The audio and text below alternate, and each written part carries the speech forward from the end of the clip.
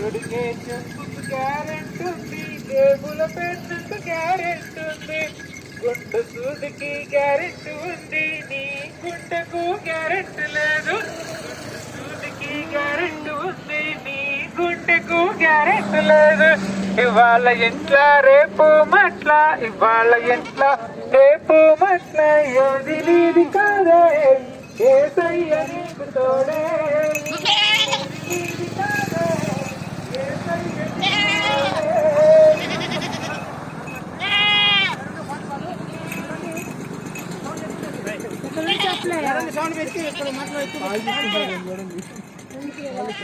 ఇద్దరు పోయి పంచుకుంటాను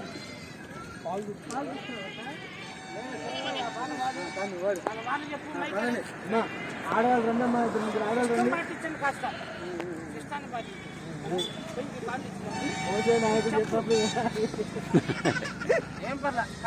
ఇయ్యాల ఎంట్ల రేపు మట్ల, ఇయ్యాల ఎంట్ల రేపు మట్ల, ఏది నీది కాదే ఏసయ్య నీకు తోడే. ఏది నీది కాదే ఏసయ్య నీకు తోడే. నువ్వు తొడిగే చెప్పులకు గ్యారెంటీ ఉంది, జేబుల పెన్నుకు గ్యారెంటీ ఉంది. నువ్వు తొడిగే చెప్పుకు గ్యారెంటీ ఉంది, జేబుల పెన్నుకు గ్యారెంటీ ఉంది, గుండు సూదికి గ్యారెంటీ ఉంది, నీ గుండెకు గ్యారెంటీ లేదు. గుండు సూదికి గ్యారెంటీ ఉంది, నీ గుండెకు గ్యారెంటీ లేదు. ఇవాళ ఇంట్లో రేపు మట్ల, ఇవాళ ఇంట్లో రేపు మట్ల, ఏది నీది కాదే ఏసయ్య నీకు తోడే. ఏది నీది కాదే ఏసయ్య నీకు తోడే. హల్లెలూయా.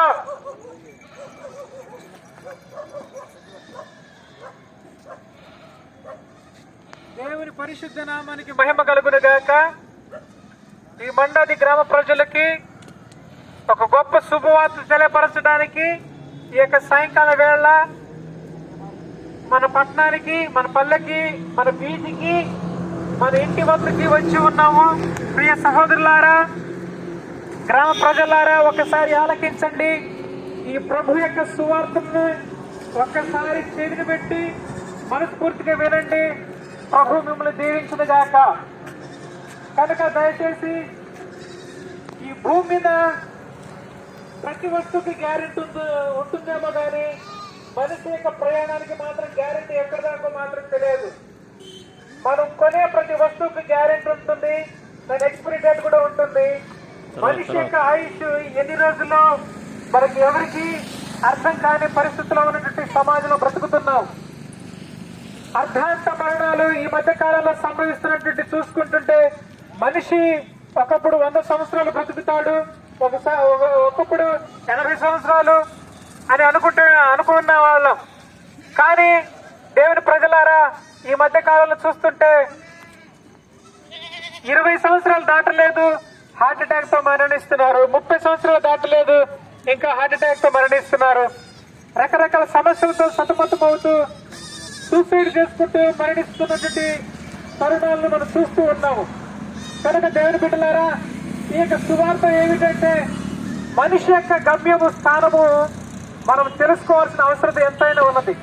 ఈ హఠాత్ మరణాలు సంభవించి మరణిస్తున్న మనుషులందరూ ఎక్కడికి వెళుతున్నారు?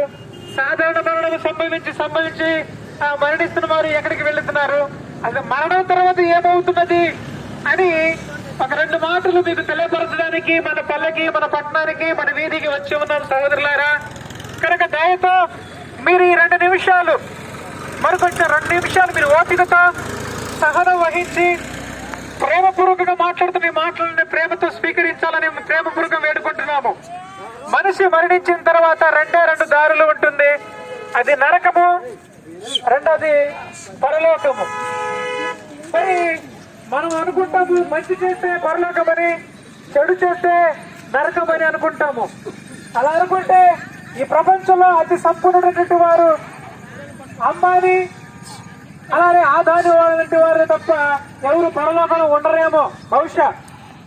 కానీ ఆ పరలోకం అనేది ఫలానా వాళ్ళకే, ఫలానా వీళ్ళకే అని కాదు. కానీ సహోదరులారా, 2025 సంవత్సరాల క్రితం ప్రపంచ నడిబొట్టు అయినటువంటి యెరూషలేము పట్టణమునందు కన్య అయినట్లు మరియ గర్భమున పుట్టి ఉన్నాడు. ఆయనే నజరేయుడు యేసు ప్రభు. యేసు ప్రభు ఎందుకు ఈ సృష్టికి ఆధారమై ఉన్నాడో ఆయన చాలా చక్కగా చెప్తాను, కాసేపు వినండి. యేసు ప్రభు ఈ సృష్టికి ఆధారమై ఉన్నాడు. యేసు ప్రభు ఈ సృష్టిని సృష్టించినటువంటి వాడు. యేసు ప్రభు సర్వ మానవాళిని తయారు చేసి ఈ భూలోకం మీద పంపించినటువంటి వాడు. తన స్వహస్తాల చేత నిర్మించబడినటువంటి మానవుడు ఈ భూమి మీద చేస్తున్న ప్రతి అకృత్యాలకి పాపానికి బానిసై వారు మరణిస్తే నరకానికి వెళ్ళవలసిన వారే ఉండగా, ఇదిగో 2025 సంవత్సరాల క్రితము ఆయన ఎంతో బాధపడి ప్రపంచ నడిపొట్టైనటువంటి యెరూషలేము పట్టణంలో జన్మించి ఉన్నాడు. యేసు ప్రభు నిన్ను నేను మనల్ని అందరినీ బాగా ప్రేమించినటువంటి దేవుడు. ఆయన ప్రేమ ఎలాంటిదంటే, నీవు చేసిన పాపముని బట్టి, నువ్వు చేసినటువంటి ఘోరమైన తప్పిదమును బట్టి నువ్వు మరణిస్తే నరకానికి వెళ్ళవలసిన వారే ఉండగా, ఆ నరకమును నుండి తప్పించడానికి, అంటే నీ సర్వ మానవాడి పాప పరిహార్థము నిమిత్తము రక్త ప్రోక్షణ ఆవశ్యకము. తద్రక్తము పుణ్యన పరమాత్మ పుణ్యన బలియాగమని శ్లోకాలు చెప్తున్నాయి. కనుక దేవుని బిడ్డలారా, ఇదిగో మీ కొరకు ఆయన బలియాగం అవడానికే ఈ భూమి మీద వచ్చాడు. మీ కొరకే మీ పాపం నిమిత్తమే ప్రాణం పెట్టడానికి ఈ భూమి మీద వచ్చున్నాడు. సర్వమానవాడి పాప పరిహార్థానికి ఒక బలియాగము జరగాలంట. సాక్షాత్తు ఆ బలియాగము ఆ భగవంతుడే వచ్చి దిగి వచ్చి ప్రాణం పెట్టాలంట, రక్తం చిందించాలంట. అలాంటి గొప్ప దేవుడు నిన్ను నేను సృష్టించుకున్న సృష్టికర్త ఈ భూమి మీద దిగి వచ్చి నీ కోసం నా కోసం ప్రాణము పెట్టి రక్తము చిందించి నీ పాపములన్నిటిని కడిగివేసి, నా పాపములన్నీ కడిగివేసి, ఇదిగో నిన్ను పరిశుద్ధంగా మార్చి, నన్ను పరిశుద్ధంగా మార్చి తన నిత్య రాజ్యంలో ఉండడానికి ఆ కలవరి కొండల శిలువలో తన ప్రాణము విడిచిపెట్టి ఉన్నాడు. ప్రియ సహోదరులారా, ఇదిగో నీ